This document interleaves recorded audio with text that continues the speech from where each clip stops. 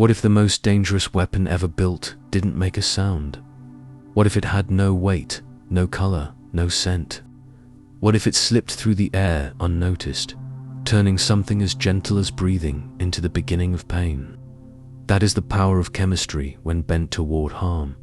It doesn't shout, it doesn't explode. It waits, quietly, in the molecules around us, designed with care, built not to be seen, only to be felt too late. Now we begin, slowly, softly. Let the noise of the world drift far from view. The story ahead does not ask you to hurry. It moves with patience, with silence, with calm. This is not a history of war in its usual sense. This is the quiet thread that runs beneath it. A story told through atoms and formulas, through decisions made in glass rooms and quiet offices.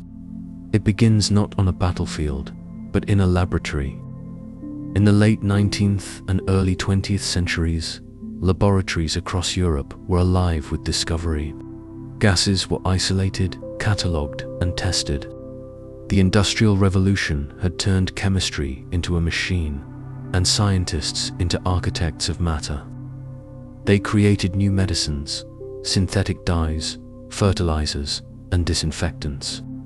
One of those disinfectants, chlorine, became widely used to clean water. It had a sharp bite to its scent and was known to kill bacteria quickly. That same property would soon be used against people. Science itself is neutral. It reflects intention. And as the First World War grew stagnant in the trenches, military minds began to look toward chemical laboratories not for cures, but for solutions. The compounds were already available. All that remained was the decision to use them differently. The first test came at Ypres, Belgium, a place whose name would be remembered not for the soldiers alone, but for the way the air turned. Chlorine is heavier than air. It hugs the ground, moves with the wind, and sinks into low spaces. In the lungs, it meets moisture and transforms into acid. Not metaphorically, but chemically. The tissues burn from within. The body begins to drown without water. All of this from a gas once used to save lives. The shift was not scientific. It was strategic. The first clouds drifted slowly. Cylinders were opened along the German lines. Soldiers on the other side of no man's land saw something strange moving toward them, a pale mist rolling with unnatural weight. They did not run at first. Many had never seen gas behave like that. Some thought it was fog. But then, within minutes, eyes began to sting. Throats closed. Coughing became violent. Panic swept the trenches. Breath, that simple act of survival, had become a point of failure. What made this so different was its precision. The reaction was predictable, the effects measurable. It followed physics. It obeyed chemical laws. There was no chaos in it, just release, reaction, and result. The battlefield had changed, not with fire, but with formulas. But chlorine, as devastating as it was, had a flaw. It needed the right wind. It drifted, it warned. Something more insidious would come next. A compound that did not float, but lingered. That touched not just lungs, but skin. That stained not just uniforms, but memory. It would not kill quickly, it would wait. And in waiting, it would teach a new kind of fear. Now we drift into the green cloud that settled at Ypres, the moment when air itself became the enemy. It did not arrive with a sound or a flame. It came in silence, moving low across the ground, pushed by the wind and guided by science. Pale and slow, it rolled through the damp spring air, and soldiers in the trenches watched it without understanding. There had been smoke before, but never like this. It moved with purpose, and it did not disappear. Chlorine gas was heavier than air. It followed the shape of the land, slipping into trenches and dugouts like water into a well. The soldiers who inhaled it were not pierced or burned in the ways war had taught them to expect. Instead, the gas entered their lungs and reacted with the moisture inside. The result was acid, hydrochloric acid, forming inside the body itself. With each breath, the damage deepened. Lungs filled with fluid. Eyes became swollen and blind. Some ran, some fell where they stood. There was no shelter from a weapon that moved like air. This attack, in the spring of 1915, marked the first large-scale use of chemical weapons in modern warfare. It changed how battles were fought and how soldiers thought about safety. The earth beneath them had always been dangerous. Now the sky above and the air between could no longer be trusted. The battlefield had grown in dimension. The science that enabled such a shift had existed for years, but only then was it applied with full intent. The German military had prepared carefully. Cylinders were placed in rows. The wind was studied and waited for. When the conditions were right, the valves were turned. What happened next was not an accident or an improvisation. It was an orchestrated chemical release, one that obeyed every rule of reactivity and atmosphere. This was science, not just war. And it worked. Chlorine had a sharp, biting scent and a yellow-green hue, but it also had limits.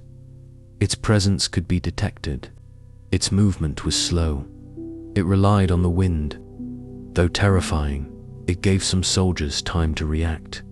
Wet cloths were held over mouths. Some trenches were evacuated. The gas burned, but it faded.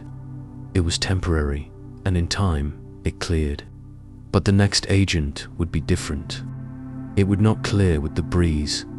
It would not warm with color or scent. It would settle and stay. It would cling to uniforms, to soil, to skin. The harm it caused would unfold slowly, sometimes hours after contact.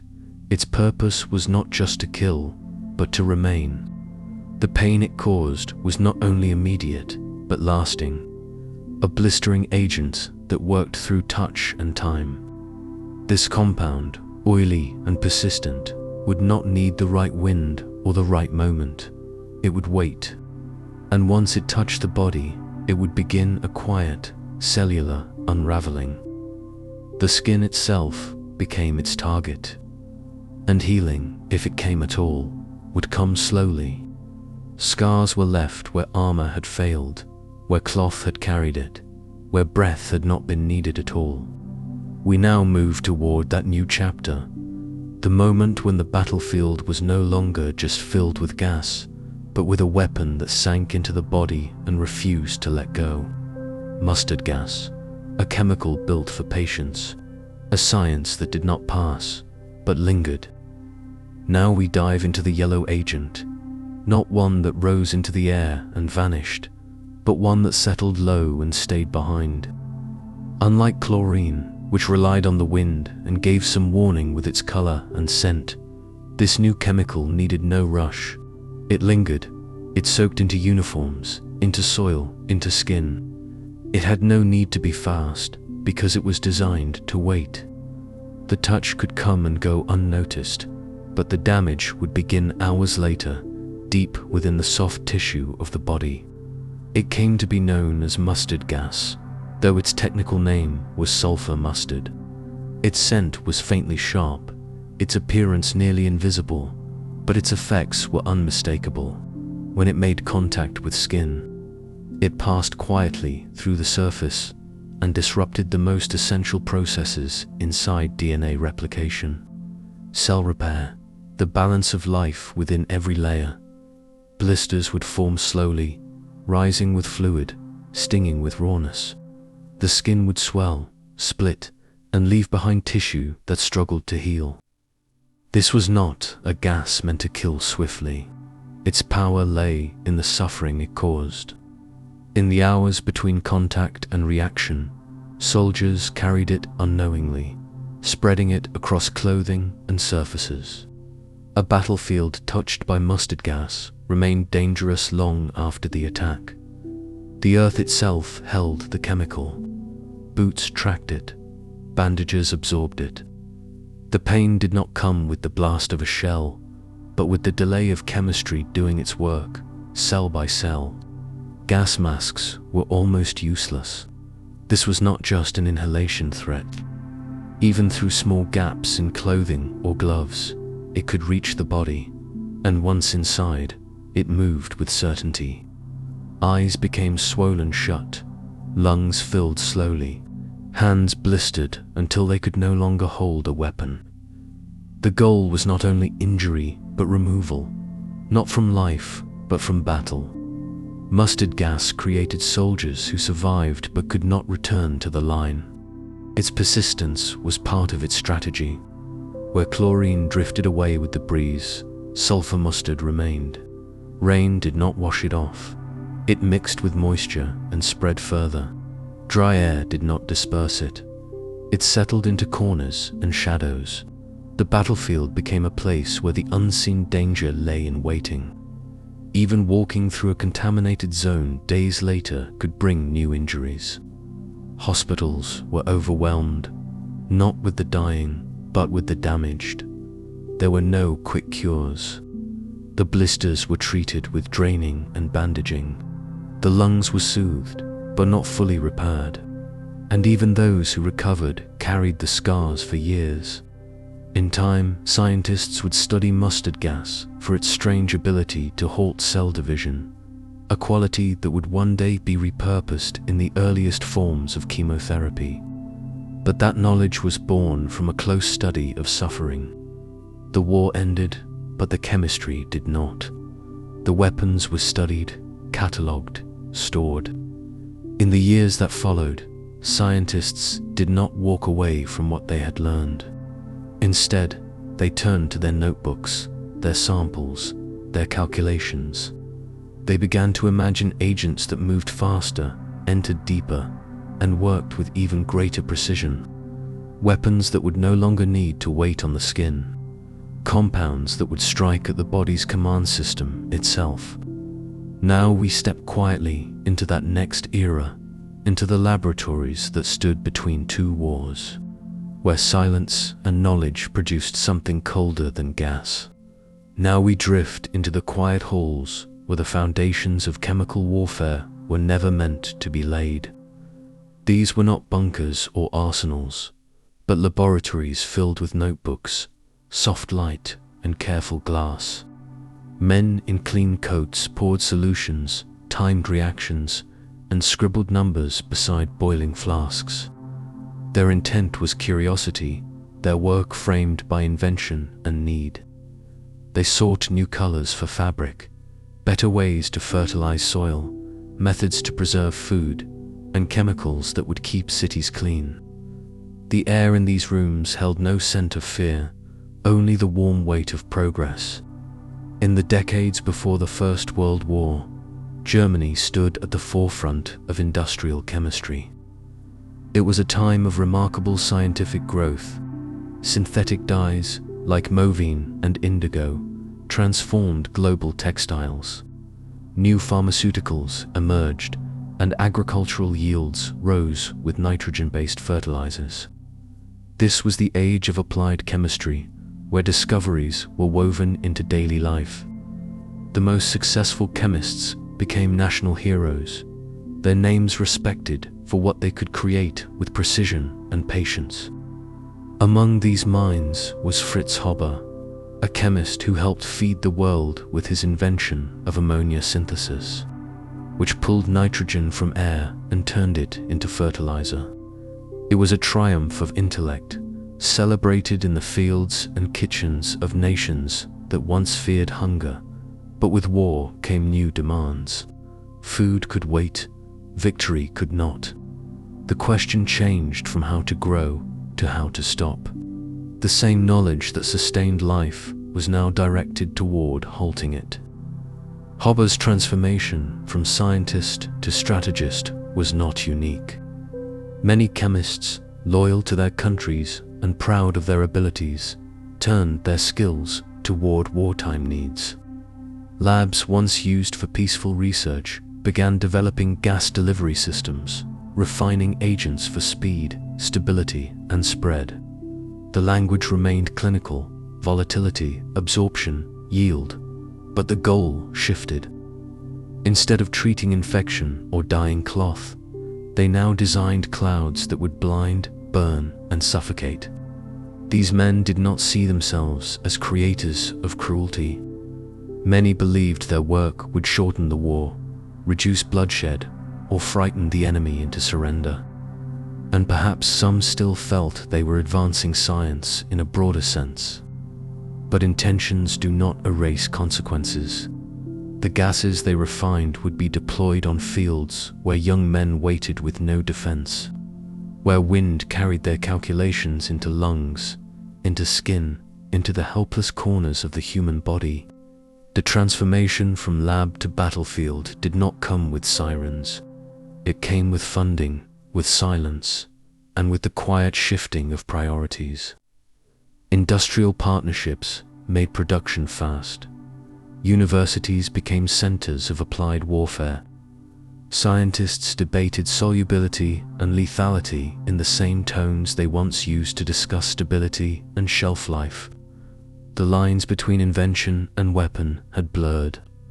The same hands that once healed now packaged pain. It was not that the labs had grown darker. The light still burned. The journals still printed. The math remained clean. But the molecules had new instructions, and what was once a science of nourishment had become a tool of fear. We now descend into the chemical reactions themselves, the formulas that turn skin to fire and lungs to water, the processes behind the agents designed not only to harm, but to torment. Their names sound ordinary, their compounds familiar. But in the crucible of war, even the gentlest elements can be asked to do terrible things. It is here we meet the alchemy of suffering. Now we enter the reactions themselves, the silent transformations that began in beakers and ended on skin. In war, chemistry becomes more than a science. It becomes a method of alchemy, not of gold, but of pain. Molecules designed for life-saving medicines and brilliant dyes were twisted, rearranged, and refined to attack life at its most vulnerable points. In this space between invention and intention, the chemistry of suffering took form. The agents born in these labs were not always new. Many had been studied for years. Take phosgene, for example. It had long been used in manufacturing, particularly in the production of plastics and dyes. It is colorless, heavier than air, with a scent faintly reminiscent of freshly cut hay. In small doses, it might pass unnoticed. In higher concentrations, it seeps into the lungs and reacts with water inside the alveoli. The result is a slow flood of fluid, a drowning that begins hours after exposure. The damage is internal, invisible until the body can no longer breathe on its own. Phosgene was not the only agent. There was dipiscine, a liquid form with greater stability. There was hydrogen cyanide, developed to disrupt the cellular use of oxygen, causing the body to suffocate while surrounded by air. There was leucite, an oily substance that caused immediate burning of the skin and eyes, sometimes called the dew of death. These compounds were not weapons in the traditional sense. They were engineered processes, each targeting a particular part of the human body, the lungs, the skin, the nerves, through precisely calculated reactions. What made these agents so devastating was their familiarity. They used simple elements: chlorine, carbon, sulfur, arsenic, elements found throughout the body, throughout nature. It was not the ingredients that made them cruel. It was the arrangement. A molecule added here, a bond shifted there, and the purpose changed. The same sulfur that gives onions their sting became the foundation of a blistering agent. The same carbon that forms the backbone of life became part of a suffocating mist. The chemistry was exact. Every bond mattered. Timing, temperature, solubility, all variables were tested and optimized. This was not chaos, it was precision. A weapon could be tuned to stay airborne for hours or to cling to surfaces for days. It could be made to penetrate clothing or to avoid detection. Formulas were adjusted depending on the season, the humidity, the battlefield. The work was not loud or messy, it was clean, it was silent. And still, behind the numbers, the suffering grew. Soldiers exposed to these agents did not always die. Many lived with blindness, with ruined lungs, with skin so damaged it peeled in sheets. Some endured infections that lasted for months, others never fully healed. The battlefield became not just a place of death, but of disfigurement. Not all wounds were visible, and not all pain faded when the gas cleared. There was no single formula for agony, but the chemists came close. They measured suffering by reaction speed, by incapacitation time, by the volume of blisters formed per square inch of skin. These were not guesses, they were data points. The same rigor used to discover medicines was now used to calculate the breaking point of flesh. We now follow these reactions from the lab into the mud, into the deep cuts of the earth where soldiers waited behind sandbags and wire. It is there, among the rats and the waterlogged trenches, that chemistry met flesh. There, under damp canvas and leaden skies, the gases arrived. We step now into those trenches, not with weapons, but with air that betrayed the lungs and earth that held the scent of compounds too carefully crafted to forget. Now we descend into the trenches, narrow scars cut into the earth, stretching for miles, filled with water, wire, and waiting men. Here, chemistry became not theory, but presence. It seeped into the dugouts, floated just above the mud, and curled in the corners where the cold clung. This was not a place of clean glass or careful measurement. It was where chemical agents, released hours or even days before, still hung in the air and settled on the skin. The trenches were meant to protect. Carved deep into the soil, reinforced with sandbags and timber, they were built to shield soldiers from bullets and shells. But no wall could hold back the gas. Chlorine rolled in low, hugging the earth, pulled downward by its weight. Phosgene followed, nearly invisible, sinking into the lowest reaches of the trenches. Even after the gas had passed, it left behind a chemical stillness, the kind that clung to fabric, to soil, to breath. Soldiers quickly learned that gas did not arrive with the rush of battle. It came with the wind, with silence, often before dawn when the air was still. They were given masks, charcoal, filters, and eventually full-faced respirators, but these defenses were never perfect. Masks slipped, filters grew damp. Some men removed them too early, thinking the gas had cleared. And for agents like mustard, a mask was never enough. The danger was not just in the lungs. It touched the eyes, the skin, the hands. There was no safe place. Rain filled the trenches with water. Gas dissolved into it. Boots stirred up chemicals that had settled in the mud. A soldier could be exposed without seeing a cloud or hearing an alarm. Even his coat could betray him, holding vapors from a shell burst the day before.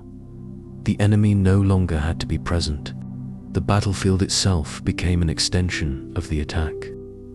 Every object, every drop of moisture, every gust of wind became suspect. The experience of gas attacks varied. Chlorine burned instantly. Eyes watered, lungs seized. Soldiers fell, gasping, their bodies curled into the walls of the trench. Phosgene was quieter. It allowed the men to keep walking, speaking, even laughing until hours later. when their lungs began to fill with fluid and the drowning began. Mustard gave no sign at all. It touched the skin and waited.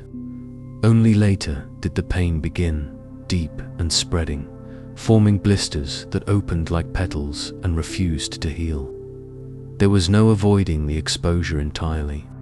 The very structure of trench warfare, with its deep cuts into the land and its slow-moving battles, gave chemicals a lasting advantage. Gases pooled in the lowest points. They were hard to detect, hard to remove, and easy to reintroduce.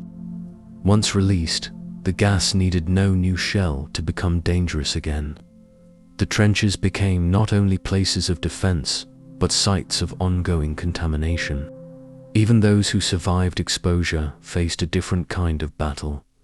Lungs remained damaged for weeks, skin peeled, eyes ached long after the pain had passed, and the fear of gas never truly left.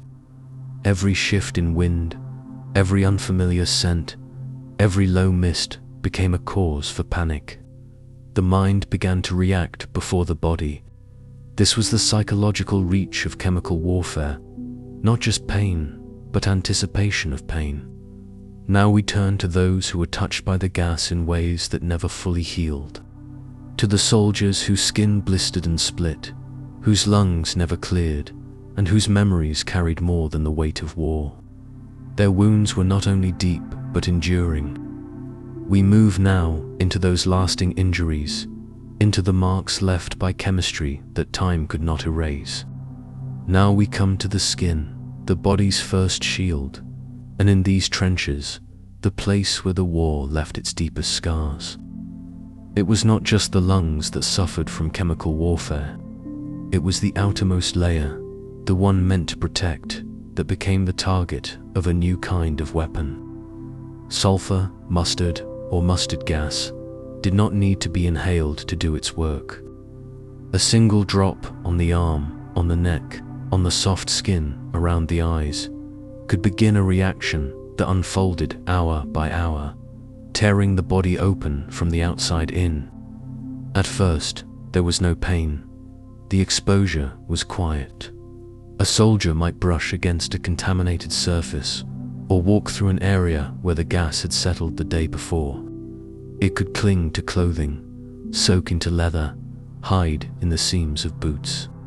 Hours would pass. Then the skin would redden. It would feel warm.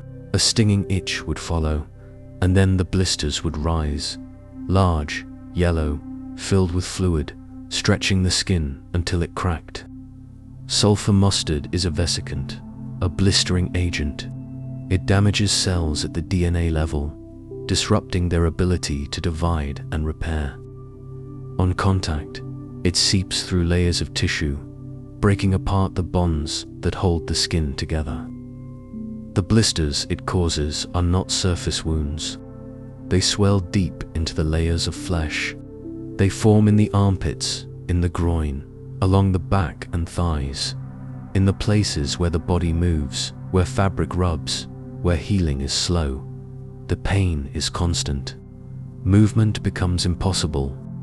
Infection is common. There was no antidote. Treatment meant draining the blisters, applying antiseptic dressings, keeping the wounds clean, and waiting. Recovery could take weeks. The skin, if it healed, often did so with scarring and discoloration.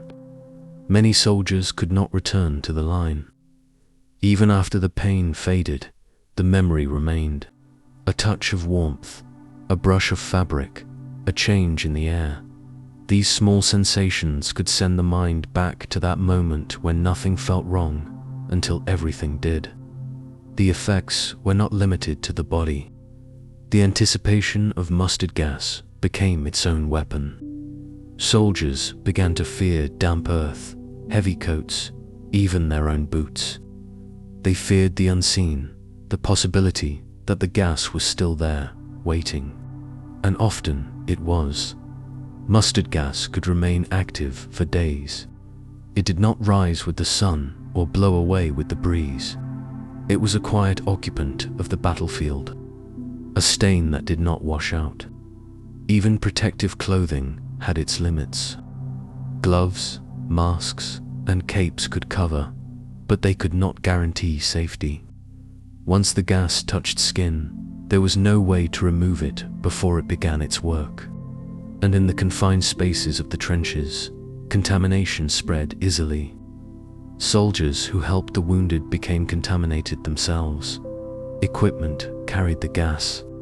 Blankets and tools became sources of exposure. For many, the injuries did not fully heal. Scarred skin lost its flexibility. Some soldiers developed chronic respiratory issues, eye damage, and skin conditions that lasted a lifetime. Others carried invisible wounds, the deep psychological scars of knowing that pain could come from something they could not see, could not smell, and might never avoid. Now we follow the fear that took shape in that silence. The fear that rose in the moments before the gas arrived. We move into the masks, the makeshift protections, and the desperate hope that something might stand between breath and poison. We follow the ghosts that settled into every corner of the trenches, the ones that waited in the air and in the mind. Now we face the ghosts in the gas mask, not spirits of the fallen, but echoes of fear trapped in cloth and glass. The mask became a symbol of survival, yet it was also a quiet confession that the air itself could no longer be trusted. It covered the mouth and nose, shielded the eyes, and sealed the face against something invisible. But behind the lenses, behind the filtered breath, lived a deep unease. The mask was never just a tool. It was a reminder that every inhale might carry harm. In the early days of chemical warfare, there was no true defense. Soldiers used handkerchiefs soaked in urine, scraps of fabric dampened with water, anything to form a barrier against chlorine or phosgene. These makeshift masks helped little, and many learned quickly that gas moved faster than preparation.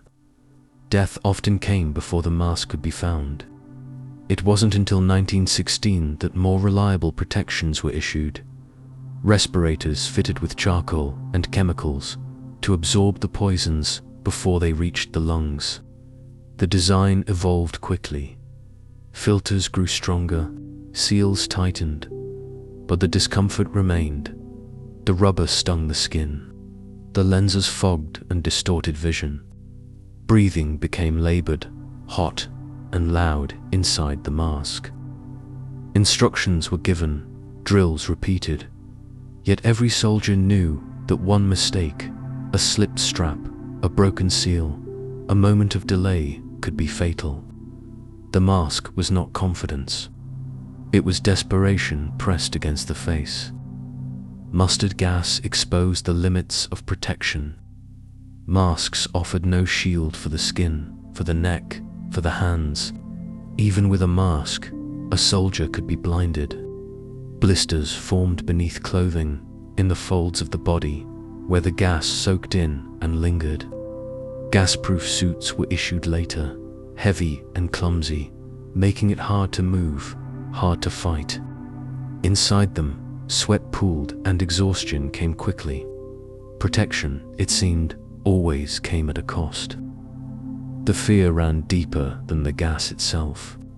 Soldiers began to associate every morning mist, every shift in wind, with the threat of another attack. They kept their masks close, often sleeping with them tied to their belts or clutched to their chests. Some wore them longer than necessary, long after the air had cleared, afraid to remove them too soon. Others panicked, pulling them off too early, choking on what they thought had passed. There were cases where the masks failed completely. Filters were defective. Masks were damaged. A small leak could undo every precaution. Some soldiers tore them off in terror, unable to breathe, only to breathe in death. And for those who survived, the memory of that breath stayed with them. The mask, even when it worked, left behind a haunting sensation, the muffled sound of one's own breath, the sting of sweat and rubber, the hollow echo of isolation behind glass. Gas masks did more than filter air. They filtered trust. They reminded every soldier that nothing was safe, not even the breath they had taken their whole life without thinking. The battlefield was no longer a place of bullets and mud alone. It had become a place where fear was carried by the wind. Now we turned toward that wind, the force that carried science from barrel to body, from cylinder to skin. We followed the drifting paths of gas clouds, shaped not only by chemistry, but by pressure and weather. In the next breath, we meet the unseen force that determined who lived and who did not. The wind had become a weapon, and no mask could ever stop its choosing. Now we follow the wind, that invisible force once seen only as weather, now turned into an ally of destruction. In the world of chemical warfare, the wind was not a backdrop. It was a decision maker, a messenger, a tide. It carried gas from the valves of a cylinder to the lungs of an unsuspecting soldier. It shaped the reach of each attack and decided which direction pain would travel. With no need for engines or explosives, it moved the chemistry forward on its own, whispering harm across open fields. Chlorine, phosgene, and other gases were all heavier than air. They rolled low along the ground, hugging the earth, flowing downhill, pooling in trenches and foxholes. This behavior made the direction and speed of wind not only important, but essential. Commanders waited for still days or slight breezes, choosing moments when the air could be trusted to carry the gas toward the enemy lines. But wind is never truly loyal. It shifts without warning, and what was meant to be delivered forward could just as easily drift back. The earliest gas attacks relied entirely on cylinders placed along the front. When the wind moved in the right direction, the valves were opened. Clouds of gas emerged and began their slow journey. But these attacks were delicate. If the weather changed, soldiers found themselves breathing in their own release. Such reversals did occur. Entire units were exposed by their own gases. The science had worked. The air had not. As the war continued, artillery shells filled with gas replaced the open cylinder method. This gave greater reach and reduced the dependency on wind, but it never removed it completely. Even with targeted shelling, the distribution of gas across a battlefield was still shaped by air pressure, by temperature, by terrain. A hill could trap a cloud, a valley could hold it. A sudden gust could lift a vapor higher or flatten it back to earth. Each attack became a kind of weather experiment. There were days when the air sat heavy and cold. On these days, gas settled close to the ground, thick and slow. It crept through gaps in sandbags and slipped into bunkers. In warm weather, the gas sometimes lifted and dissipated too quickly. In rain, it mixed with water, forming droplets that soaked into clothing and soil. Weather reports became part of military planning. Forecasts were studied as carefully as ammunition counts. A clear sky and a steady wind meant more than visibility. It meant readiness. The soldiers, too, became readers of the wind. They watched flags and smoke, listened to the rustle of leaves. Any sign of shifting air brought tension. A breeze at the wrong moment could carry death. The smell of chlorine or the faint sweetness of phosgene could arrive before the cloud was seen. And by the time the odor was recognized, the damage was already starting. The wind made no sound as it chose its course. It did not warn or hesitate. It did not care who stood in its path. In this way, it became the perfect carrier. Unseen, untouchable, indifferent. The gas rode on its back, and science had given it purpose. The earth, once divided by trenches and borders, became connected by currents of moving air. Now we arrive in the aftermath of those currents, in the places where the gas had done its work, where the soil held its memory, and where nothing moved except the silence.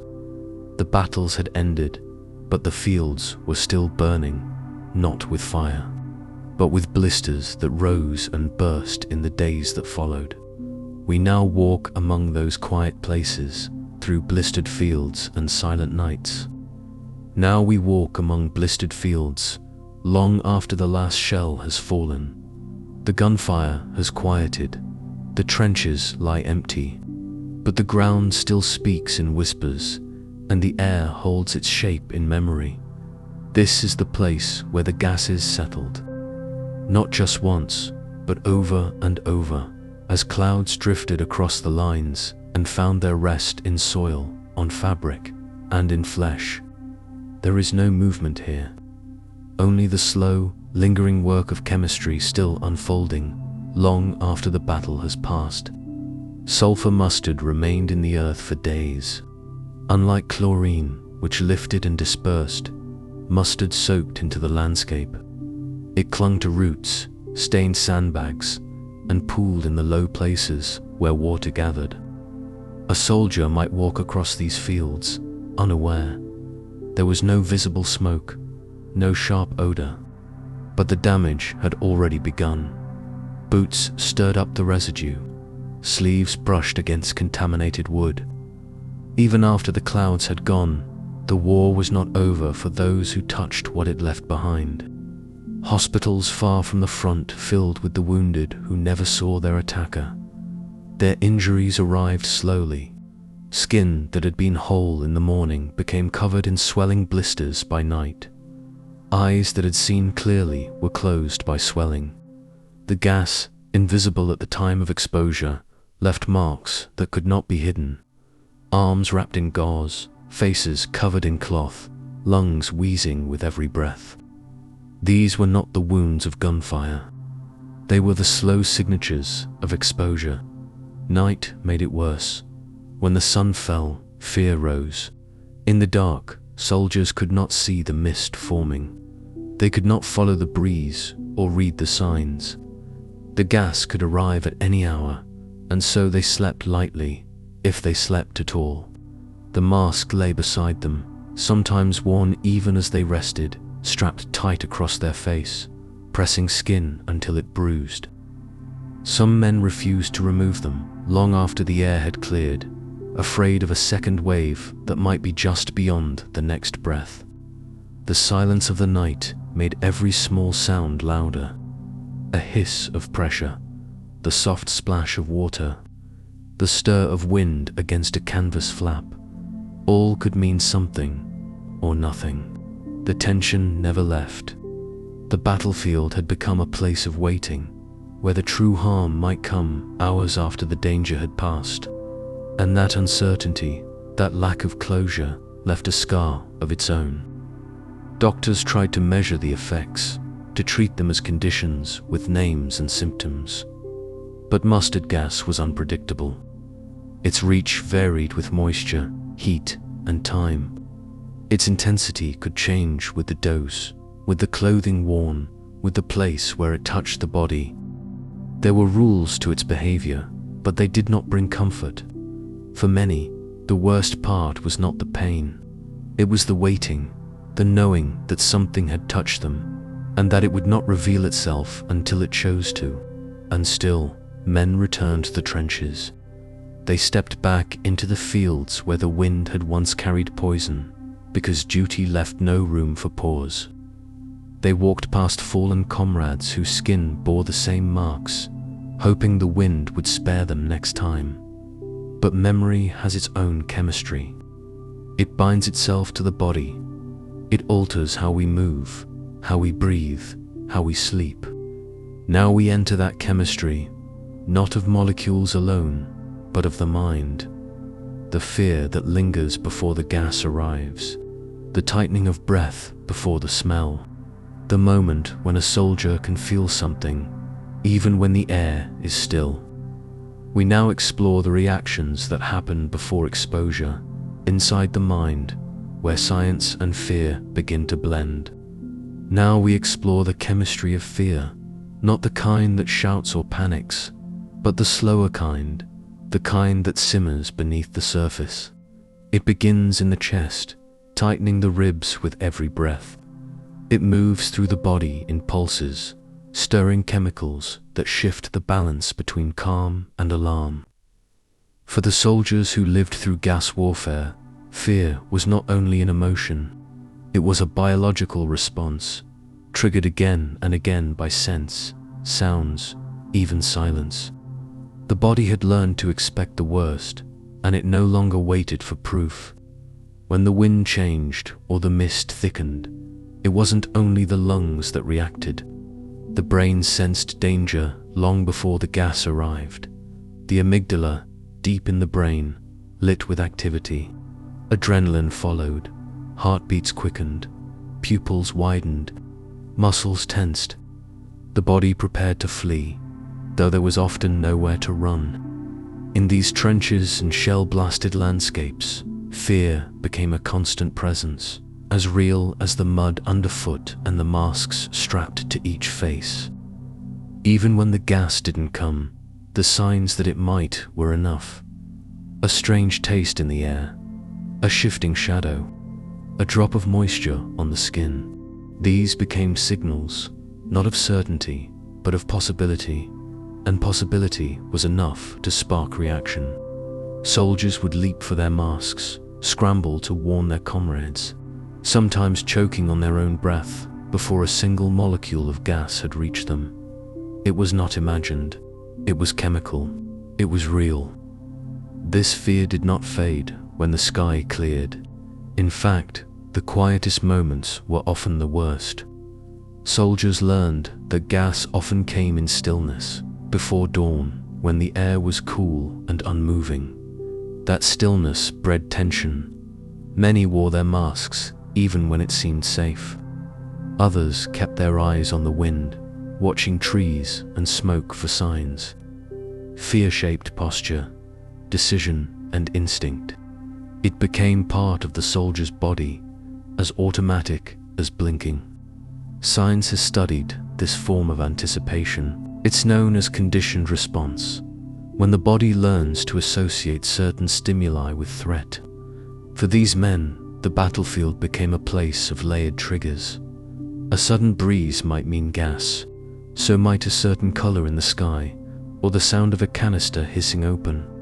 Their nervous systems adapted. They became sensitive, attuned, hyper-aware. But this awareness carried a cost. The body was never truly at rest. There were times when no gas had been released, yet soldiers collapsed, wheezing and blinded by symptoms their bodies had manufactured. It was not weakness, it was chemistry. The brain's predictions had triggered the same physical cascade, narrowing airways, flooding the bloodstream with cortisol, tightening muscles. The body was preparing to survive what it believed was already happening. The war had taught the mind that to hesitate might be fatal. Some soldiers never recovered from this state of readiness. Long after the war ended, they reported phantom smells, sudden dizziness, panic at the touch of dampness. Their bodies had encoded the threat into memory, and memory had no calendar. These were the long shadows of exposure, not to gas alone, but to the fear of gas, to the uncertainty of air. Now we shift our gaze from within the body to beyond it, to the unseen presences that drifted across the battlefield, shaped by science but invisible to the eye. The chemicals that moved silently, that left no trace until the damage had begun. We move now toward those invisible enemies, molecules built to vanish from sight, but not from effect. Now we turn to the invisible enemies, the molecules that left no trail, cast no shadow, and whispered their presence only after damage had been done. In the world of chemical warfare, invisibility was power. A gas that could not be seen or smelled held an edge far sharper than steel. Soldiers could not fight what they could not detect. They could only react, often too late, their bodies becoming the first to realize what their senses had missed. Phosgene was one such enemy. Unlike the harsh green bite of chlorine, phosgene drifted with quiet purpose. It was colorless, with a scent so faint it was often mistaken for freshly cut grass. By the time symptoms appeared, tightness in the chest, a dry cough, difficulty breathing, the exposure was already complete. The gas worked slowly, attacking the lungs with a delayed drowning. Hours later, fluid would fill the airways, and the victim, though once walking and talking, could no longer breathe. Dipaskyne followed a similar path. It was liquid at room temperature, but evaporated into a gas upon contact with air. Its advantage lay in stability and deployment. Easier to store, easier to handle, and far more insidious. Like phosgene, it targeted the respiratory system, but with improved persistence and delivery through shells. The field of battle became its dispersal ground, and those caught within it often realized too late that they were already losing air. Even mustard gas, while known for the damage it inflicted on skin and eyes, carried an invisibility of its own. It had a faint odor, sometimes described as garlic or horseradish, but in low concentrations or poor weather, that signal was lost. Its effects did not come immediately. Hours might pass before the skin began to burn or the throat began to close. This delay made it uniquely cruel. By the time the danger was known, it had already taken hold. These gases worked not with noise, but with silence. They did not explode or ignite. They slipped in under cover of wind or rain. They bypassed armor and barbed wire, bypassed the very idea of distance in war. There was no need to see the enemy. The chemistry did the reaching. Once released, these agents made no distinction. They spread as the air allowed, affecting all in their path. This invisibility also crept into the minds of those who survived. Soldiers feared the unknown, not because it could not be seen, but because it could not be stopped. They began to distrust the very air around them, knowing that what seemed safe could be hiding danger. It changed the way they moved, the way they waited, the way they breathed. Now we turn to those who once believed that science would always serve peace. Men and women who had built their careers on understanding matter and solving the puzzles of nature. But when asked to bend their knowledge toward destruction, some looked away, some questioned, and some walked out. We now enter the moment when science turned away. Now we enter the moment when science turned away, when curiosity was no longer blind to consequence. In quiet laboratories and lecture halls, the minds who had once charted the behavior of atoms and bonds began to feel the weight of their work. Some had watched their discoveries turn from peaceful innovation to silent harm.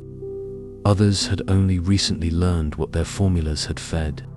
But all stood at a boundary where knowledge no longer lived only in chalk and glass.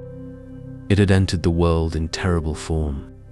Not all scientists were willing to follow the path laid before them. For some, the call to arms was met with stillness.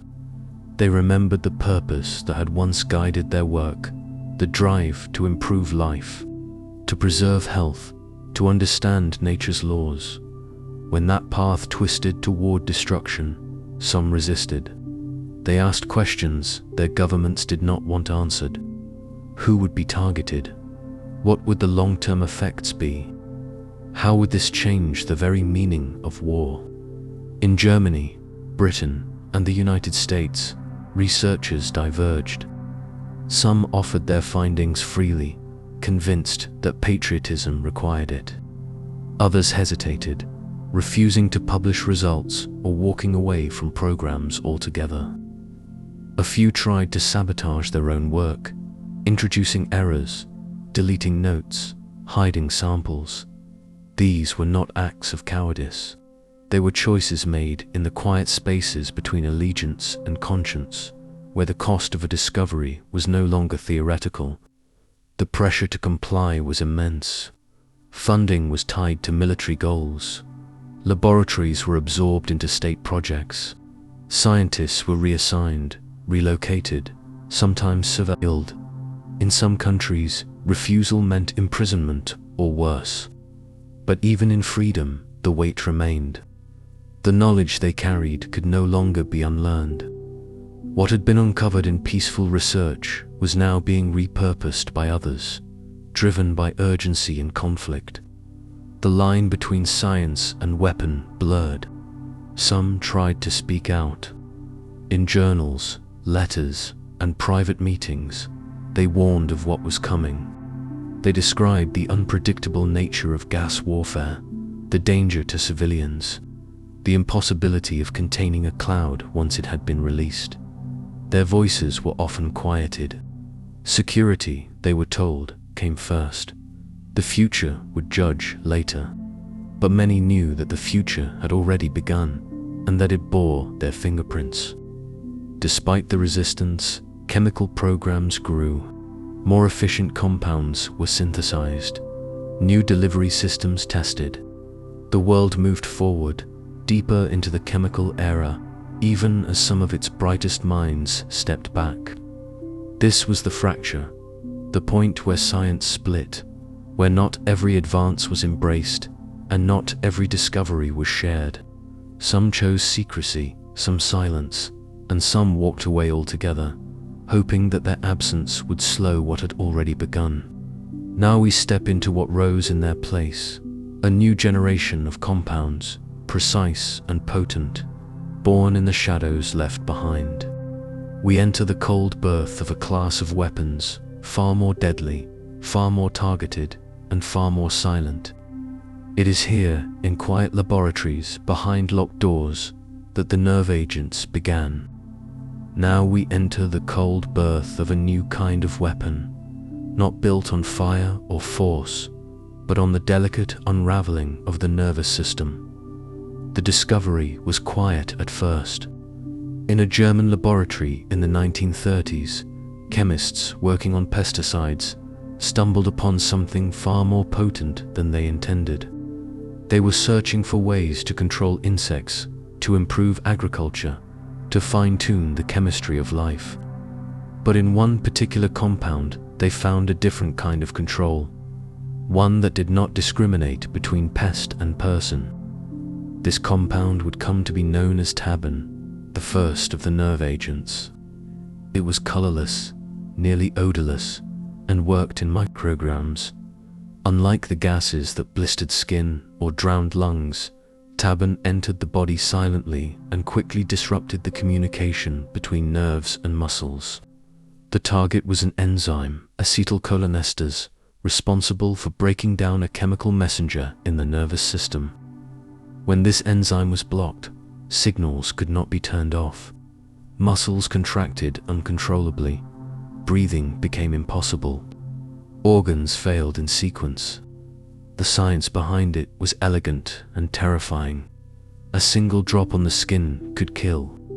A whiff in the air was enough to paralyze. And because the symptoms mirrored those of natural failure, convulsions, pupil constriction, respiratory collapse, it was difficult to trace the cause. Unlike chlorine or mustard gas, there was no cloud to flee from, no smell to recognize. The danger was built into the chemistry itself. After tabun came sarin, then soman, and later VX. Each new agent was more stable, more effective, more difficult to detect. These were not battlefield weapons alone. They were designed for efficiency, for silence, for the possibility of control without a trace. In laboratories, vials were labeled in code. Tests were conducted in secrecy. The programs that developed them were hidden behind layers of bureaucracy and silence. The fewer who knew, the safer the weapon seemed. What set nerve agents apart was their precision. They did not cause chaos in the environment or leave behind visible scars. They targeted systems, hijacked the mechanics of life itself, and because of this, they blurred lines. Were they weapons or tools of assassination, military assets or instruments of fear? The world's understanding of chemical warfare shifted. No longer just a weapon of the trenches, this new class belonged to a different kind of warfare, one waged in moments, in breath, in molecular silence. The scientists who followed this path were no longer just chemists. They were specialists in toxicology, neurology, and defense. Some believed they were building deterrence. Others, perhaps, believed they were simply obeying orders. But the chemicals they created could not be forgotten. They entered the lexicon of war, and once named, could never be unnamed. Now we move closer to one of these agents, one that would travel from lab to war, from formula to headline. It was odorless, tasteless, and deadly in a matter of minutes. Its name would come to represent the breath you could not take. We now meet serene, the breathless molecule. Now we meet sarin, the breathless molecule, born in the stillness of a lab and refined into something that could erase life in seconds. Its formula is deceptively simple, yet its effect is immediate and profound. Discovered in 1938 by German chemists seeking new insecticides, sarin quickly revealed its darker potential. It needed only a whisper to work. A drop too small to see could paralyze. A breath too shallow could be the last. Sarin does not burn the skin or choke the lungs like earlier agents. It slips into the body through vapor, through air, through contact. Once inside, it binds to the very switchboard of the nervous system. The molecule targets acetylcholinesterase, the enzyme responsible for clearing away neurotransmitters after each nerve signal. When this enzyme is blocked, the body's messages become stuck in the on position. Muscles seize, lungs constrict, saliva pours, eyes water, and the chest tightens until breath is no longer possible. The onset is rapid. Victims exposed to high concentrations may collapse in seconds. In smaller doses, the symptoms appear in waves: headache, nausea, blurred vision, followed by tremors, convulsions, and then silence. Sarin does not linger in the environment, but it does linger in the body, its effects continuing even after exposure ends. Treatment is possible, but only if given immediately. Even then, the damage may not be reversible. Though sarin was developed before the Second World War, it was never used on the battlefield during that time. Stockpiles were created, formulas refined, but the decision to deploy was never taken. Still, its presence remained, a chemical held in waiting.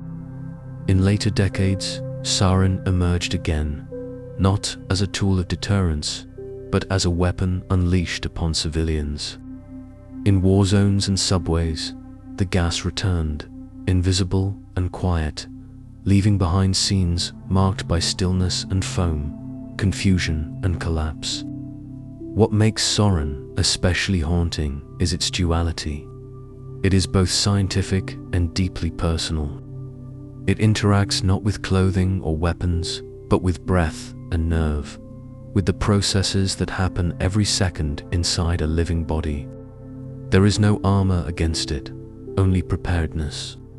Its name has become a signal, a code word for something too fast to stop, too fine to see.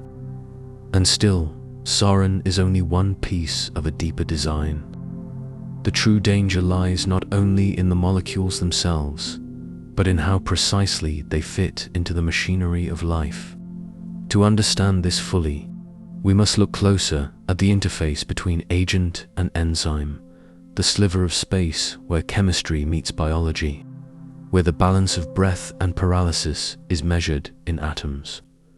Now we reach the edge of the enzyme, the microscopic frontier where these molecules do their work.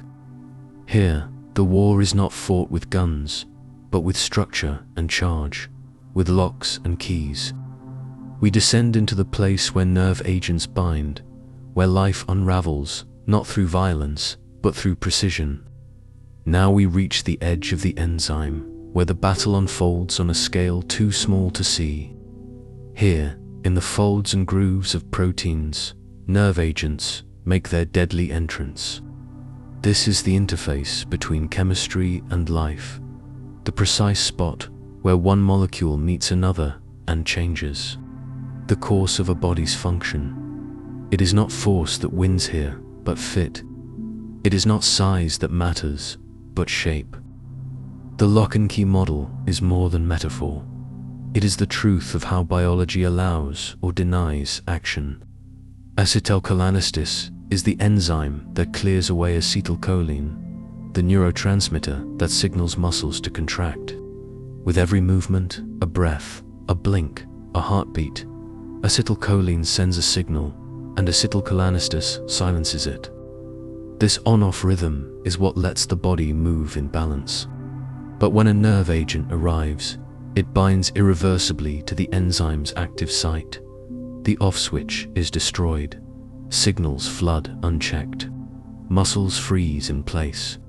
The lungs can no longer follow the rhythm of inhale and exhale.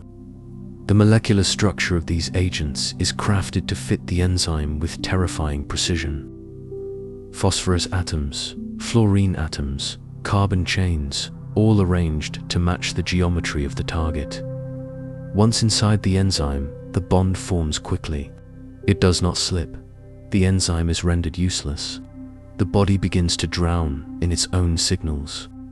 Treatments like atropine and pralidoxim aim to disrupt this binding or reactivate the enzyme. But time is short. The window for reversal closes quickly. This interface is the heart of the nerve agent's power. It is not about destruction in the traditional sense. Nothing is broken or torn. Instead, function is quietly stopped. A single enzyme out of alignment becomes a cascade of failures. And because acetylcholinesterase is found throughout the nervous system, the effects are total. Eyes lose focus. Saliva flows uncontrollably. Limbs tremble, then stiffen, then fail. This scale of attack, microscopic, precise, and biological, reflects a shift in how war is imagined. It is not aimed at armor or infrastructure. It is aimed at the body's operating system. It is not interested in injury. It seeks interruption. In this, the edge of the enzyme becomes a symbolic edge too. It marks the boundary between control and collapse, between life as process and life as chemistry turned inward. And yet, even as we examine this interface with detachment, we cannot ignore what it means, that life can be unraveled by something so small, that science can be turned so inward, that breath and thought and motion can be taken not by violence, but by the rearrangement of a few atoms. It is humbling and it is haunting. Now we rise from this microscopic frontier and return to the body itself, to see what happens when the systems fail, not in theory, but in experience. We now witness the body in revolt, caught in the grip of its own unchecked chemistry. Now we witness the body in revolt, not against an enemy it sees, but against its own functions gone awry. The attack begins quietly, deep within the nervous system, as the signals meant to carry life continue unchecked. The body floods with instruction, muscles tighten without rest, glands overflow, and the breath struggles under the weight of its own rhythm. It is not a battle of strength, but of imbalance. The enemy is no longer outside, it is within. The first signs are subtle: a tightening of the chest, a pinprick of sweat at the temple, eyes that cannot quite focus. Then comes the overwhelming wave: nausea, salivation, convulsions. The victim's own body becomes the mechanism of injury. Muscles spasm, unable to relax. The diaphragm, which allows breathing to flow, locks in place. Consciousness begins to flicker. The mind is alert, but the body does not obey. The body is not shutting down. It is working far too hard. This is the paradox of nerve agent exposure. The systems of life are not halted, but accelerated beyond control. Salivary glands produce in excess. Tears stream involuntarily. The digestive tract twists and cramps. Every part of the autonomic nervous system, the system that normally hums quietly in the background, is thrust into chaos. The victim does not lose control. The control system itself breaks. For those watching, the scene is surreal. There is no bleeding, no visible wound, and yet the body collapses.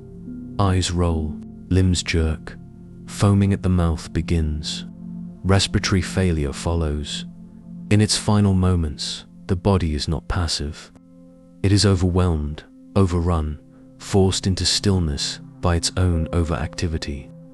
The cause is invisible. The response is total. Medical intervention, if immediate, can reverse the cascade. Antidotes, such as atropine, block the flood of nerve signals. Others work to free the seized enzyme, but they too must race against the clock. Every minute counts. Every delay deepens the damage. In places without preparation, the chances of survival are slim. Even with care, long-term effects can remain: neurological scars, muscle weakness, anxiety woven deep into the memory of breath. This revolt of the body is unlike other forms of injury. It is not just physical, it is chemical betrayal. Systems that once worked in harmony now fight each other. The very processes of life, the pulse, the blink, the breath, become the tools of suffering. It leaves those who survive with a new relationship to their bodies. Trust becomes fragile. Each heartbeat feels louder than before. Now we step back in time again, to the molecule that began this chapter of chemical warfare. Before sarin, before the full understanding of enzymatic binding, there was another tabun, the first nerve agent to be synthesized, crafted not with emotion but with calculation. A compound that quietly opened the door to what would follow. We now enter the cold design of Tabon. The molecule that marked a turning point in the science of warfare. Its creation was not driven by malice, but by the quiet logic of chemistry. In the laboratories of Germany in the 1930s, scientists were exploring new pesticides, hoping to protect crops and improve food supplies. But one compound stood apart. It was more potent than expected. It did not simply repel, it incapacitated, and then it killed. The compound was labeled G, later named tabun. It was the first of what would become the nerve agents, but at its birth, it was a curiosity. Its structure was efficient, a phosphorus atom bound to a cyanide group, forming a shape that seemed almost designed for disruption. Its toxicity in insects was extreme, and when tested further, it proved just as effective on mammals. It acted on the same nervous systems, using the same enzymatic pathways. The implications became clear. Tabun entered the human body through skin or air. It behaved quickly, binding to acetylcholinesterase and silencing its function. The results followed the same pattern: overstimulation, convulsions, respiratory failure. But, unlike earlier chemical agents, tabun was nearly invisible. It had a faint fruity odor, sometimes likened to almonds, but in low doses, it passed unnoticed. Its ability to act without warning made it not only dangerous, but strategic. It was a weapon of silence and surprise. As the war escalated, Germany began producing tabun in industrial quantities. Entire facilities were built to synthesize and store the agent. Thousands of tons were manufactured, filled into bombs and artillery shells, awaiting use. And yet, it was never deployed. The reasons remain debated. Perhaps Hitler feared retaliation in kind. Perhaps the strategic value was outweighed by the unknowns. Perhaps it was meant only as leverage. But the weapon waited, sealed in containers, a threat without an order. The process of creating Tabun was dangerous in itself.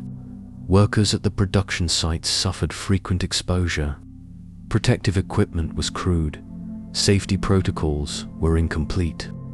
The compound seeped into the skin, hung in the air, clung to tools and clothing. Dozens died not in battle, but in the act of manufacturing. The cost of building the weapon was paid first by those closest to its origin.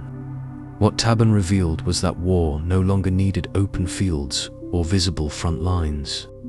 A gas that could disable and kill in minutes required only intent and delivery. It did not need to be seen to be feared. Its mere existence altered strategies, influenced decisions, reshaped how nations viewed their enemies and themselves. Now we move forward into a different kind of confrontation. A time when weapons like Tabun were stockpiled not to be used, but to hold power. A war that existed not in combat, but in silence, in preparation, in readiness. We now enter the war that didn't need a war. Now we enter the war that didn't need a war. A war fought in laboratories and conference rooms, in stockpiles and silence, in the knowledge that the next attack might never come, yet had already shaped the world. After the Second World War ended, the chemical weapons built in secret were not dismantled, but preserved. They became instruments of presence, of posturing, of political weight. Nations did not drop them, but they kept them, guarded them, expanded them. This was the Cold War, a conflict of ideologies, of fear measured in kilotons and payloads, of weapons designed not for use, but for deterrence. Alongside nuclear arsenals, chemical agents like Tabun, sarin, and VX were developed, refined, and stored in bunkers across continents. Their function had changed. They no longer served to win battles. They existed to shape decisions, to hold space in the global equation of threats. Research continued in silence. In the United States, the Soviet Union, the United Kingdom, and elsewhere, teams of chemists and engineers explored the limits of toxicity. New agents were synthesized, more stable and more potent. Some were tested on animals, others on simulants of human tissue. Containment protocols were tightened. Storage sites became secured with armed guards and buried silos. But the agents themselves remained unchanged in their purpose: to be ready, to be available, to exist. This form of warfare did not need conflict to cause harm. It shaped foreign policy, military planning, even science itself. Research into antidotes and detection systems grew, often without public knowledge. Chemical defense became a field of study. Gas masks were redesigned. Protective suits were tested in mock environments. Entire budgets were allocated not to wage war, but to prepare for it. The fear was no longer of sudden use, but of accidental release, of rogue actors, of unstable regimes, an unmarked canister, a forgotten storage site, a breach in containment. These fears were not theoretical. They were real, and they carried the same weight as open conflict. Accidents occurred, spills happened, workers were exposed, yet the information was often hidden, wrapped in layers of secrecy, guarded as tightly as the weapons themselves. It was a strange kind of peace built not on trust, but on the unspoken knowledge that the weapons existed and that their use would mean a kind of devastation no one could fully control.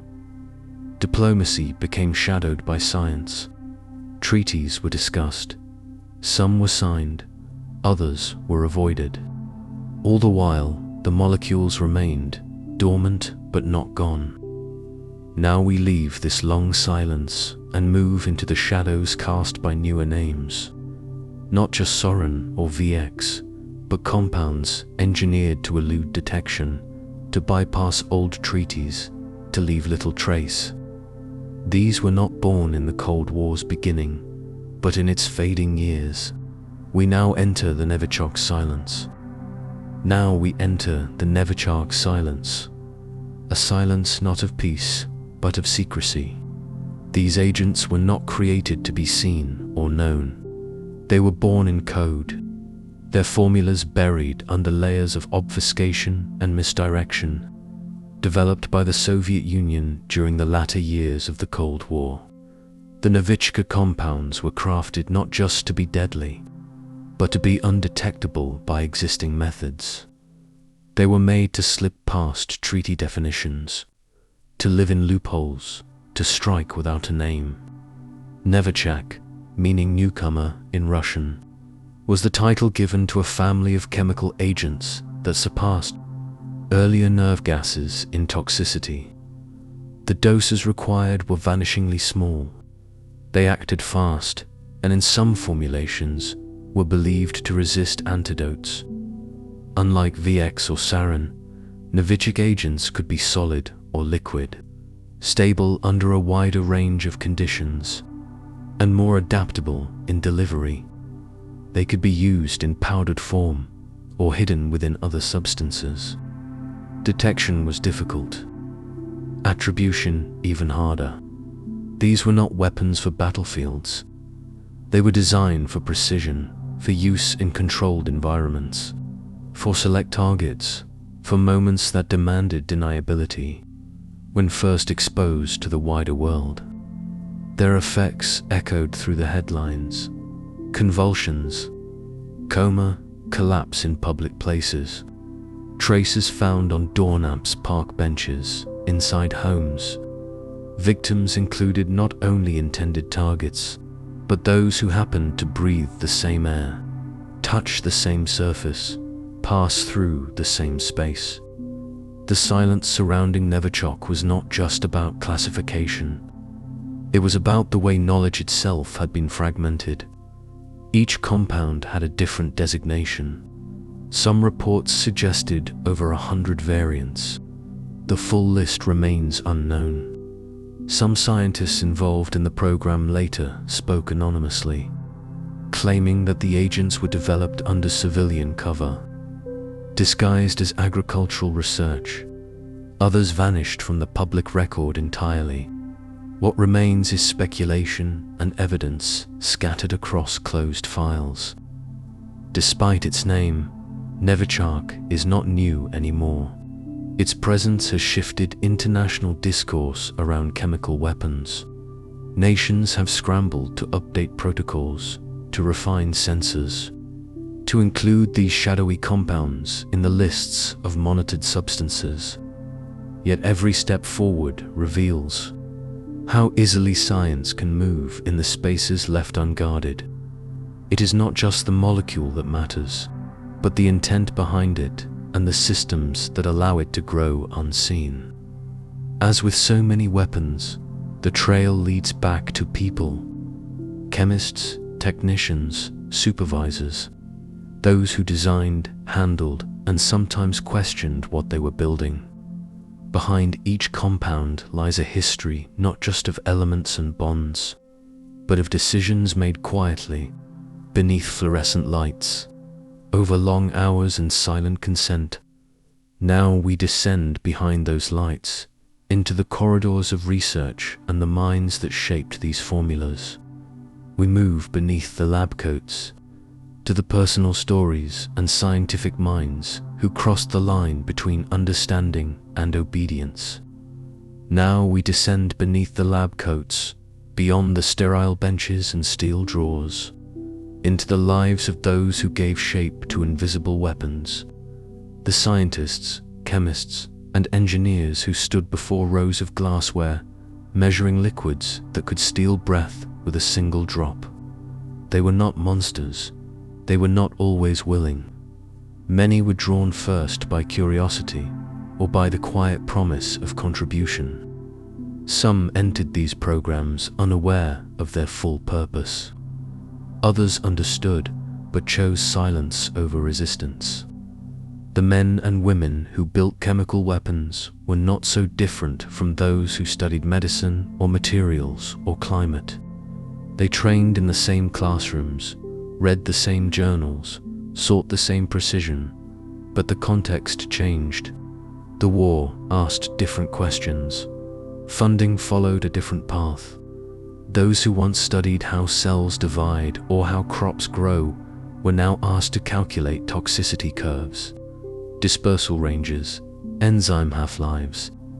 In the Soviet Union, many who worked on the Novichok program were shielded behind layers of bureaucracy. Their projects were labeled as fertilizer development, corrosion testing, pesticide enhancement, and in that vagueness, dangerous things were made. In the United States, Britain, and other nations, similar silos existed. Research into nerve agents was often classified, compartmentalized, broken into pieces so no one hand held the entire design. Scientists became cogs, each turning its own part of a silent machine. Not all followed blindly. Some asked questions. A few walked away. In memoirs and interviews released years later, hints of regret surfaced, not just for the work itself, but for the erosion of boundaries they had once believed were firm. They spoke of long hours and sleepless nights, of the strange stillness in a lab after a new compound had proven lethal, of the moment they realized the formula they had polished was no longer theoretical. For others, there was pride.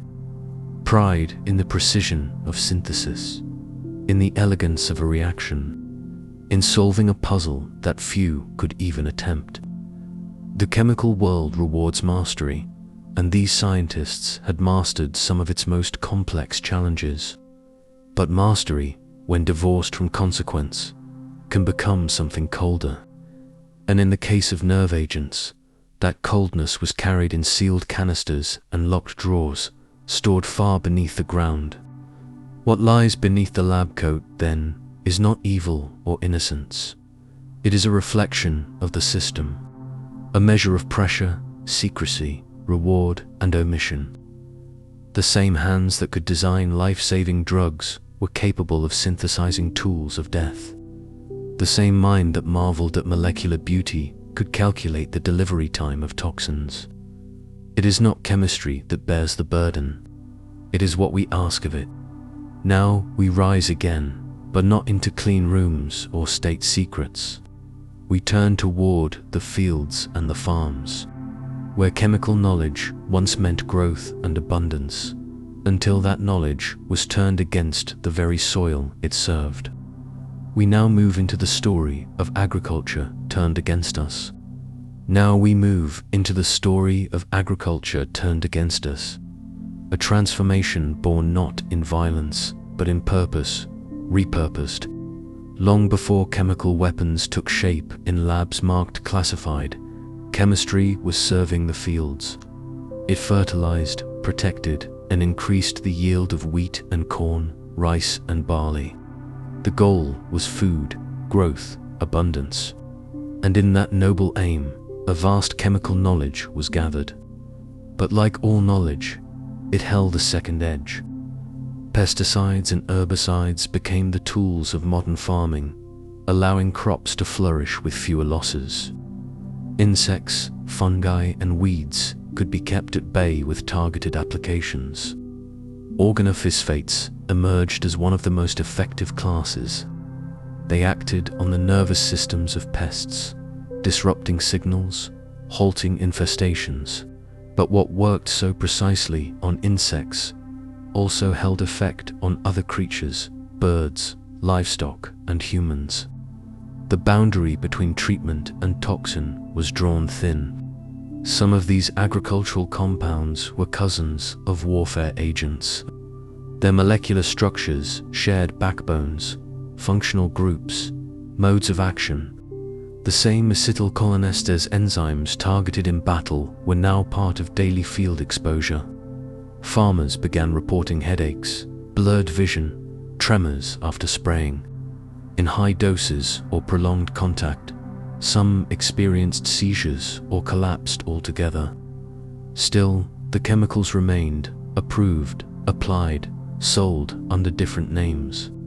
In regions of the world where regulations were weaker or oversight absent, the dangers multiplied. Containers were reused for water storage. Children played near freshly sprayed crops. Workers handled powders with bare hands.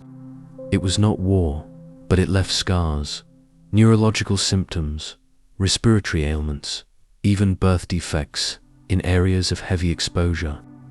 The very compounds meant to nourish economies became quiet disruptors of life.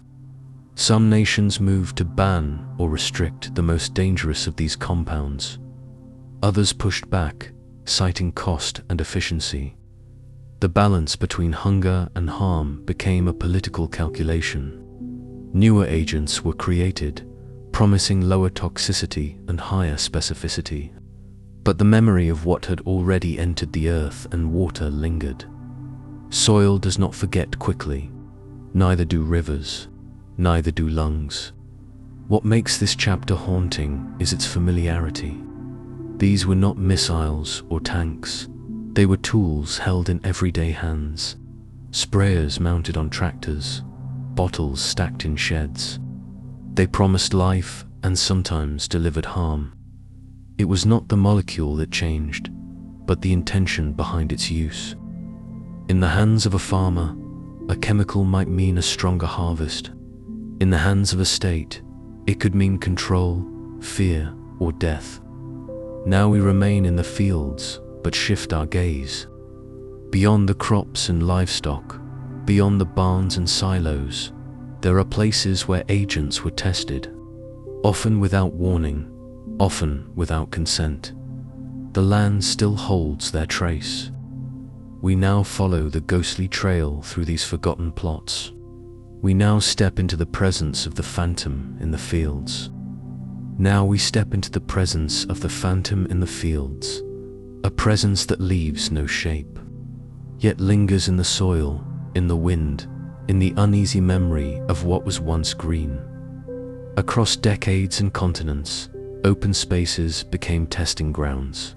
Remote valleys, quiet farmlands, and military reservations were selected not for their silence, but for their isolation. These were the places where chemicals could be released, measured, and forgotten. Field testing of chemical agents was often shrouded in secrecy.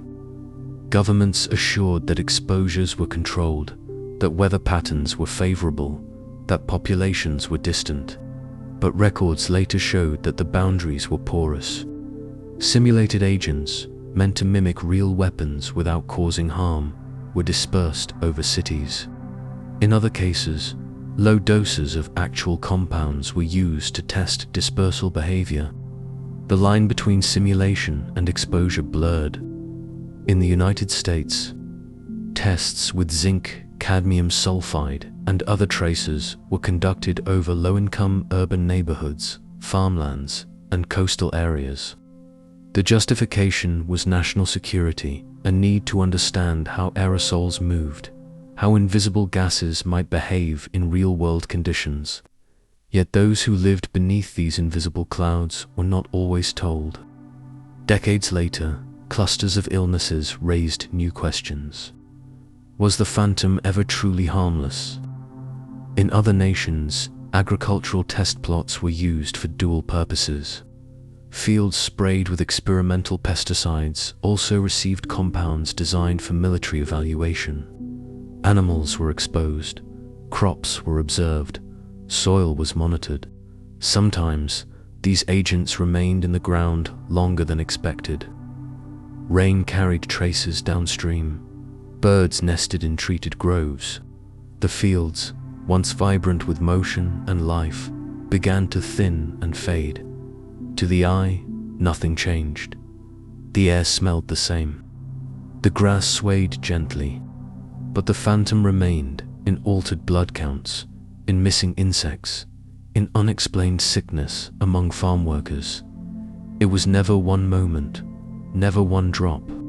It was accumulation, small exposures, repeated without notice.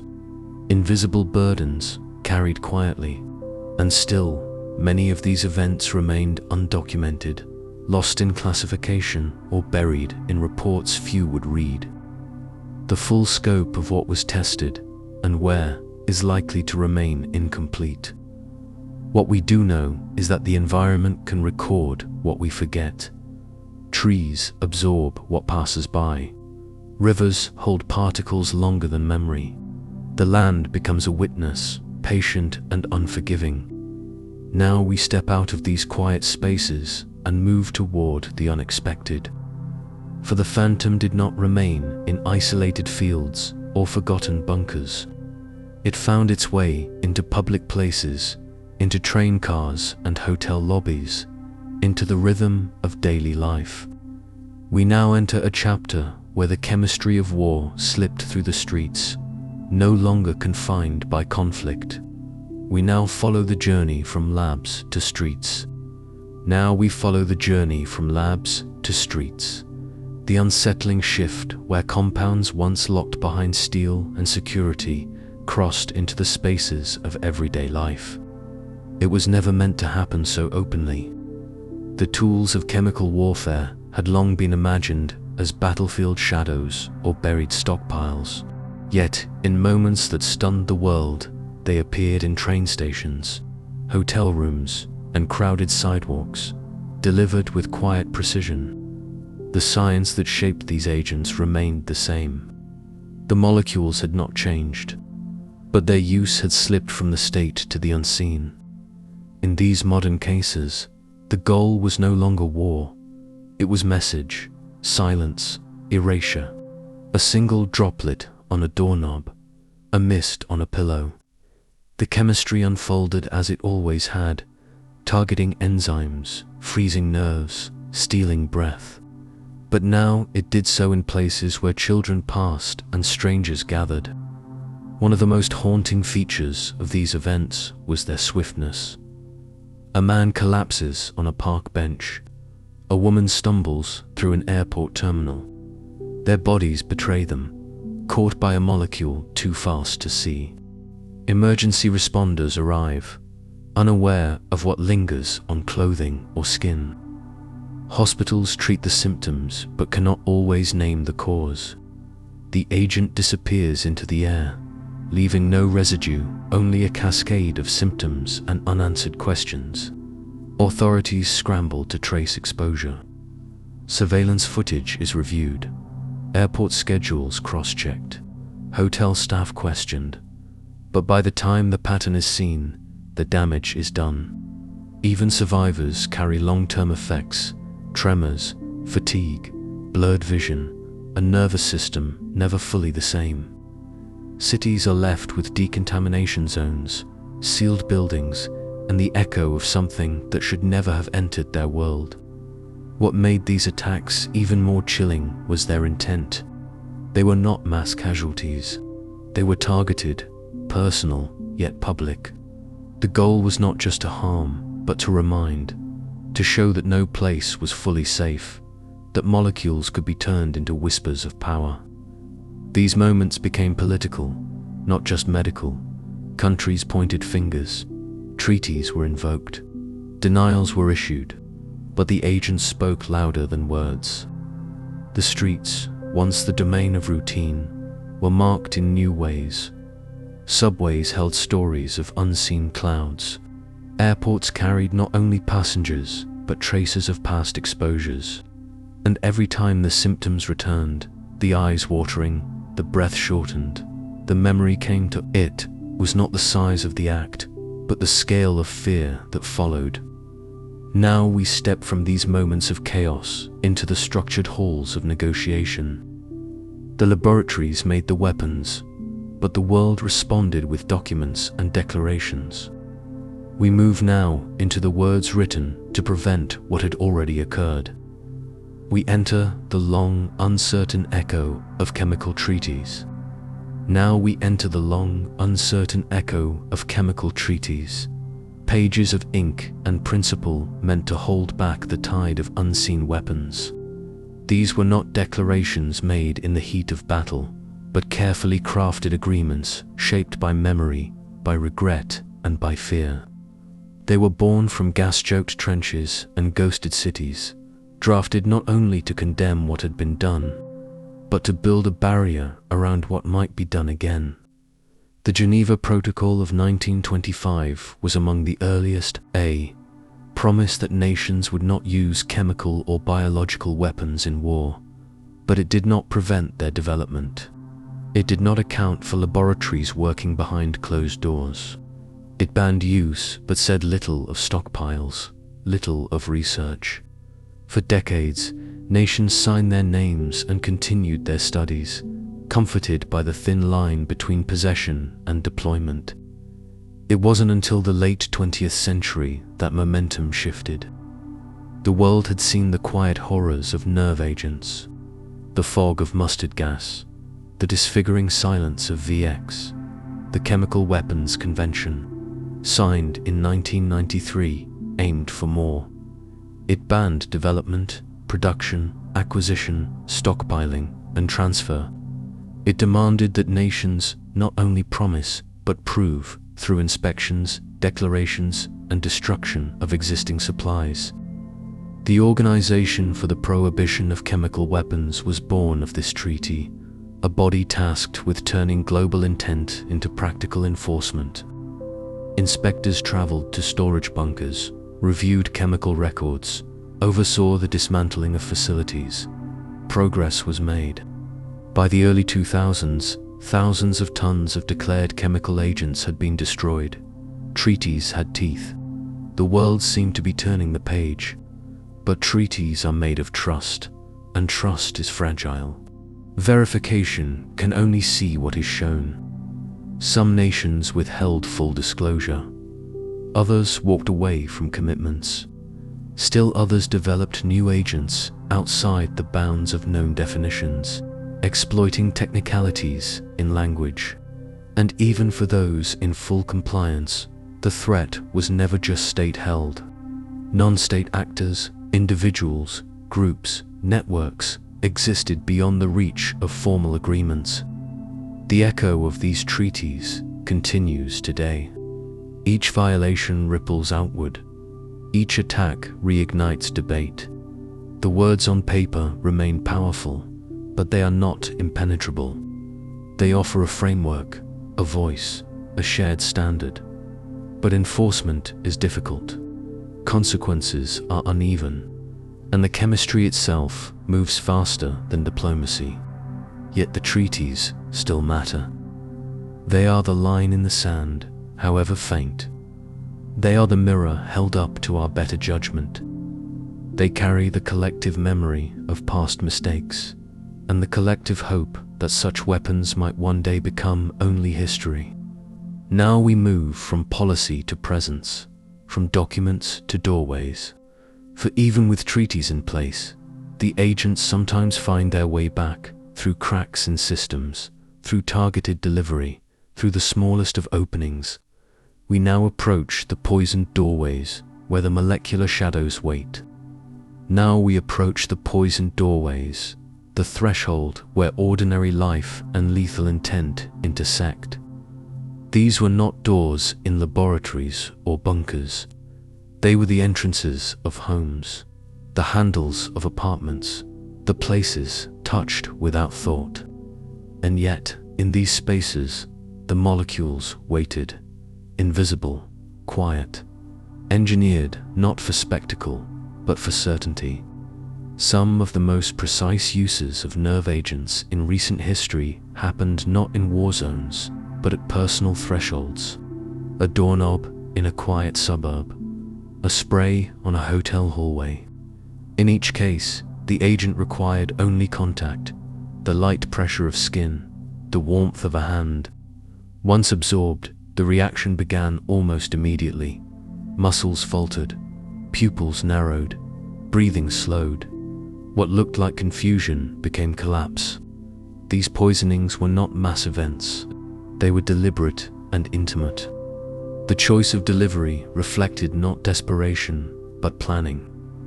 The agents used were carefully stored, measured, and transported across borders, sometimes disguised within perfume bottles, sometimes carried in innocuous containers. Those who delivered them often walked away unscathed, leaving behind victims whose bodies told stories their lips never could. Investigators followed chemical trails as best they could. Traces found on clothing, walls, even pet fur.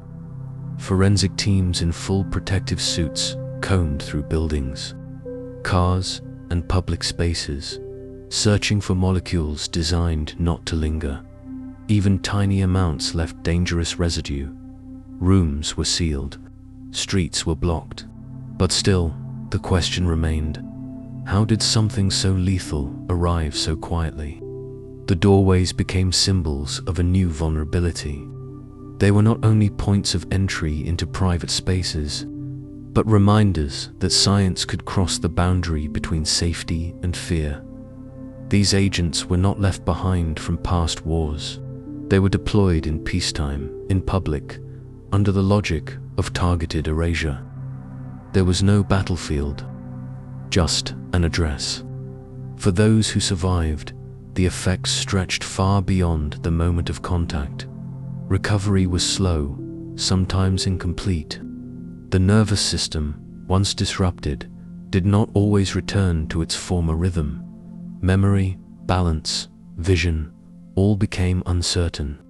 And for those nearby, even without direct exposure, the knowledge that the air or surface had carried death altered their sense of the world. The poisoned doorways also prompted new questions of preparedness. How do you protect against something that hides in a smear? How do cities respond to a molecule so potent, so transferable, that cleanup takes weeks and certainty never fully returns? These events stretched beyond science into ethics, policy, fear, and trust. Now we enter the science of shadows, where knowledge hides and power speaks quietly. Now we enter the science of shadows, a place where discoveries are cloaked, where knowledge is shaped not for understanding, but for control.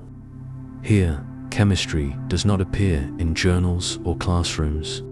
It moves through restricted files, coded documents, unnamed vials stored in temperature-controlled vaults. The science remains real, rigorous, precise, but it lives in the absence of light.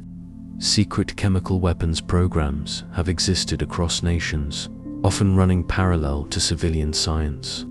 Laboratories hidden within military compounds, operating under false labels, have studied how to bind a molecule to skin faster, how to increase environmental persistence, how to evade detection systems. The aim is not beauty or wonder, but silence, effect without evidence, action without trace. Within these programs, scientists operate under strict protocols. Identities are obscured.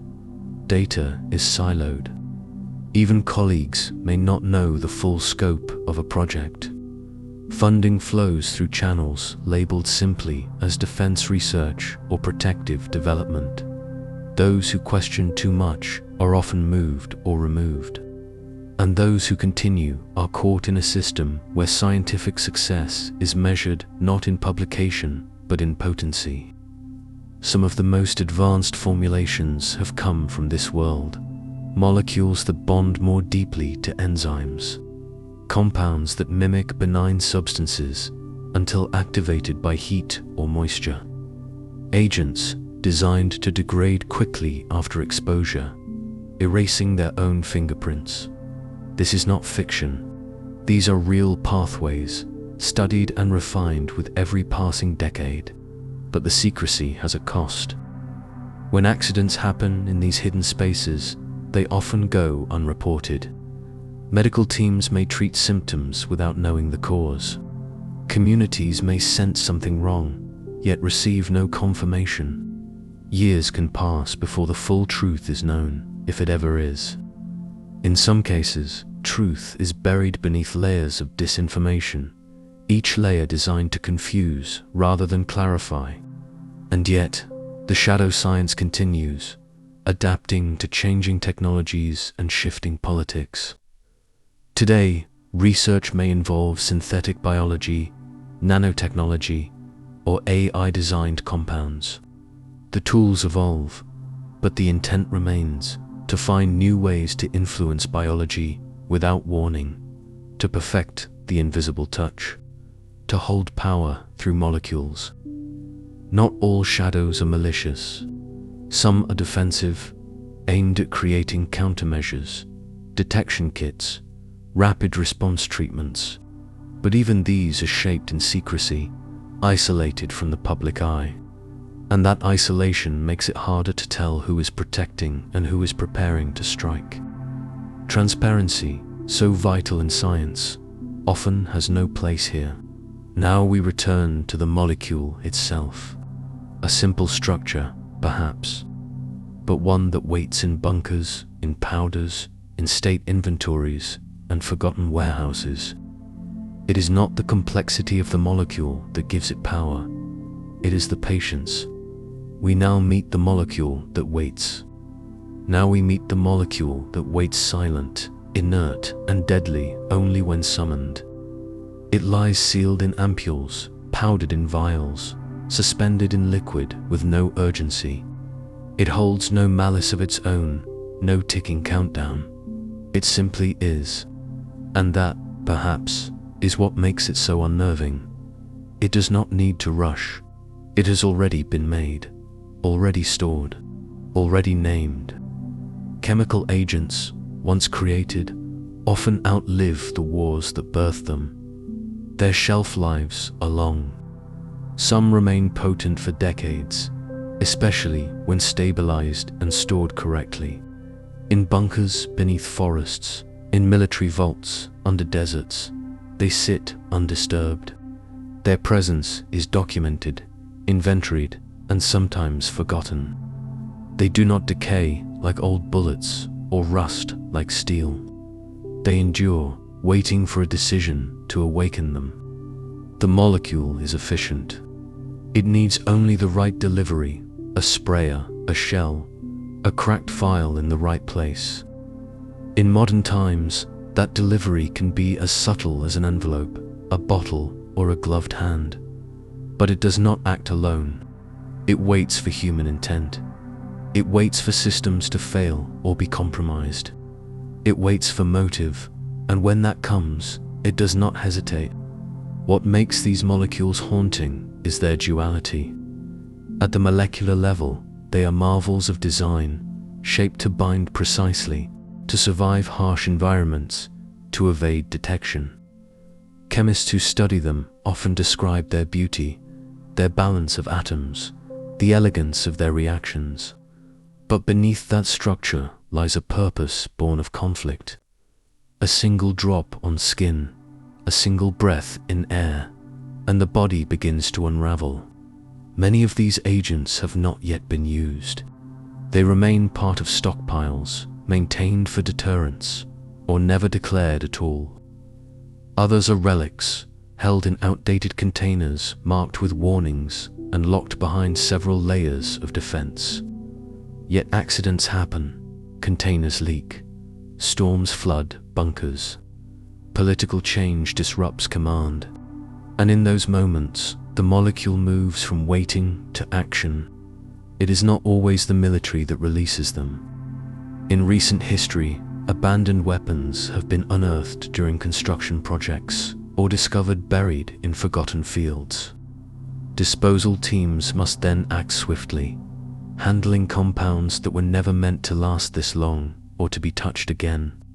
The cost of creating such molecules is not only paid at the time of use, it is paid in the decades after, in vigilance, in cleanup, in fear. Now we move from the molecule to its aftermath, not the moment of release, but the years that follow. The air cleared, the victims treated, but the traces remaining, in bodies, in soil, in the quiet spaces where fear does not pass. We now step into the final phase of its presence. We now encounter the weapon that lingers. Now we encounter the weapon that lingers, not in smoke or noise, but in quiet residues, in the long breath of aftermath. These are not weapons that vanish after use. They remain long after the sound has faded, embedded in the fibers of buildings, absorbed by the soil beneath the floorboards, clinging to clothing, hair, and memory. They are not undone by ceasefire. Their effects do not pause when the world forgets. Chemical weapons are defined by their persistence. Some evaporate quickly, dispersing into the wind. Others stay. VX, for instance, can settle on surfaces and remain active for days. In a sealed environment, it may last even longer. Traces of agents like sarin have been detected weeks after release. The molecule's chemistry allows it to resist light, moisture, even heat. That resistance is not a flaw. It was part of the design. For victims, this lingering presence reshapes everything. Rooms once familiar become sites of unease. A kitchen counter may hold invisible threat. A carpet may conceal what the eye cannot see. Cleaning crews wear full bodysuits. Decontamination becomes a slow ritual of washing, sealing, burning. The environment is not simply cleaned, it is mourned, remade, avoided. And still, the fear persists that a trace was missed, that the molecule waits in some corner, biding time. Lingering does not only happen in the physical world. It moves through the nervous system, long after exposure. Survivors often speak of fatigue, headaches, strange sensations in the limbs. Some suffer chronic pain, anxiety, vision changes. Even when doctors say the body has healed, the mind does not always agree. The weapon leaves behind a question that repeats: am I whole again? Will I ever be? Communities, too, carry the mark. Towns where exposure occurred find their names changed in meaning. News stories link them forever to invisible harm. Property loses value. Residents move away. Children grow up with stories of what once happened on their street, in their school, on that bus stop. The weapon lingers, not only in molecules, but in memory. In war zones, contamination may prevent return. Farmlands lie fallow. Water sources are sealed. Governments debate who will pay for cleanup, while the toxin remains patient, waiting for none. The land, once vibrant with life and rhythm, is held in pause. Nature may reclaim it, but not before time wears the danger thin. As we near the end of this journey, the presence of these weapons no longer feels distant or abstract. They have been traced from invention to storage, from field to city, from intent to accident.